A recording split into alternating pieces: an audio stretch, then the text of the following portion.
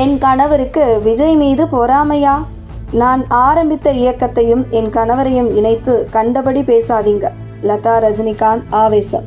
தமிழ் சினிமாவில் உச்ச நட்சத்திரம் சூப்பர் ஸ்டார் என்று கொண்டாடப்படுகிற நடிகர் ரஜினிகாந்தின் மனைவி லதா ரஜினிகாந்த் சமீபத்தில் மக்கள் மேடை என்ற புதிய இயக்கத்தை தொடங்கியிருக்கிறார்.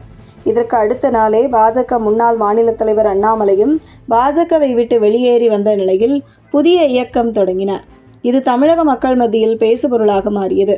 சினிமாவில் நடிகராக இருந்த விஜய் தமிழகத்தின் முதலமைச்சரானது பிடிக்காமல் ரஜினிதான் தனது மனைவி லதா மூலமாக இந்த இயக்கத்தை தொடங்கியுள்ளார்.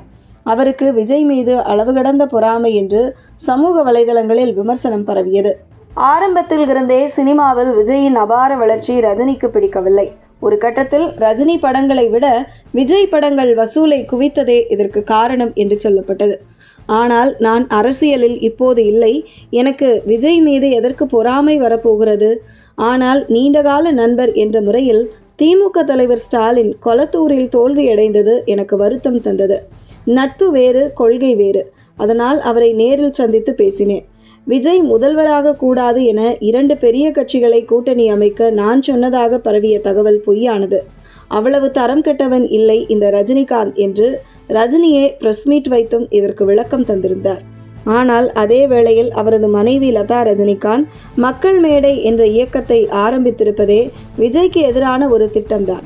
வரும் 2031ஆம் ஆண்டு சட்டமன்ற தேர்தலில் இது ஒரு அரசியல் இயக்கமாக மாறி விஜய்க்கு எதிராக திரும்பும் என்றும் ஒரு விமர்சனம் வேகமாக பரவி வருகிறது. இது குறித்து லதா ரஜினிகாந்த் தற்போது ஒரு நேரடியாக விளக்கம் தந்திருக்கிறார். இது குறித்து அவர் கூறுகையில், மக்கள் மேடை என்பது மக்கள் சக்தியை ஒருங்கிணைப்பதற்கான முன்பே தொடங்கப்பட்ட ஒரு இயக்கம். இதில் சாமானியர்கள் முதல் உயர் அதிகாரிகள் வரை யார் வேண்டுமானாலும் இணையலாம். ஏன், நாளைக்கு விருப்பப்பட்டால் அண்ணாமலை கூட இந்த இயக்கத்தில் இணையலாம் என்றும் கூறியிருக்கிறார் லதா ரஜினிகாந்த். மேலும் நல்ல காரியங்களை செய்யும் போது செய்தி வெளியிடாதவர்கள் இப்படி ஒரு சர்ச்சைக்காக காத்திருந்து செய்திகள் வெளியிடுவதாகவும் அவர் சாடியிருக்கிறார். நான் செய்யும் இதுபோன்ற நல்ல காரியங்களை தனது கணவரோடு தொடர்புபடுத்தி எழுதுவதை நிறுத்த வேண்டும் என்றும் லதா ரஜினிகாந்த் கேட்டுக்கொண்டிருக்கிறார்.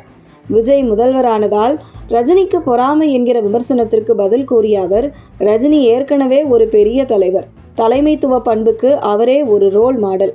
அவரை போய் இப்படி பேசுவது மிகப்பெரிய தவறு. ஒரு சிறிய கும்பல் மக்கள் மனதில் விஷத்தை விதைக்க இப்படி வாய்க்கூசாமல் பேசுவது தமிழ் மரபே இல்லை என்றும் லதா ரஜினிகாந்த் மிகவும் காட்டமாக பதிலடி தந்துள்ளார். இதையடுத்து சனாதன தர்மம் குறித்து பேசிய லதா ரஜினிகாந்த், சனாதனம் என்பது எல்லோரையும் மதிக்க வேண்டும் என்பதுதான். அவரவர் தர்மத்தை காப்பாற்றுவதற்கும் மற்றவர்களை இழிவுபடுத்துவதற்கும் வித்தியாசம் இருக்கிறது. நான் சிறு வயதில் எல்லோரோடும் ஒரு குடும்பமாக வாழ்ந்த சகிப்புத்தன்மை கொண்ட தமிழகத்தையே பார்த்துள்ளதாகவும் லதா ரஜினிகாந்த் நெகிழ்ச்சியான கருத்துக்களை பகிர்ந்திருக்கிறார். இது இணையத்தில் வைரலாகி வருகிறது.